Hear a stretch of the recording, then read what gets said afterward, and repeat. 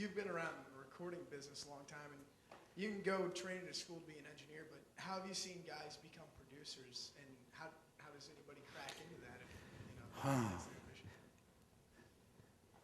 First of all, I think you have to understand this is the world's worst business. I think you need to understand that. I mean, it really is. It's a nasty business.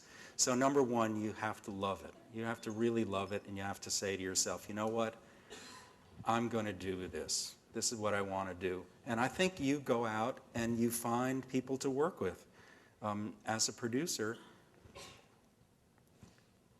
what kind of music do you like? Find people that are doing that and see if you can beg your way in and say, I have some good ideas. Most bands need a producer. Most bands need that. If it's just to keep them on track and not do a lot, I think great producers really bring out what's great in an artist. And then there are great producers who actually are the artist.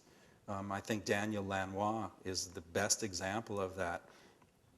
Throughout his career, the records that he has made, no matter who it's been with, whether it's Bob Dylan or whether, it doesn't matter, or the Neville Brothers, it's really a Daniel Lanois album. He uses the artist just as an instrument or a color or whatever, but they really are his albums. And how do you break in today? Oh my God, I wish I had an answer for you.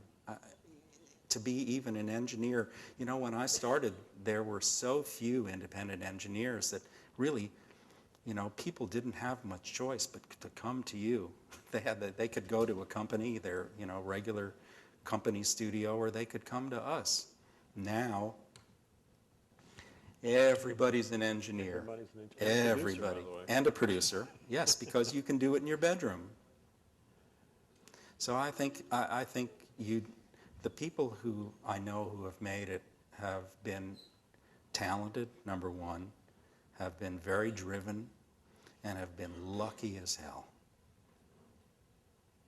That's the answer, because there are so many people out there that are really talented, you're right, I've been doing this a long time, and I've heard some fantastic artists that you will never, ever hear, and only because they just weren't very lucky.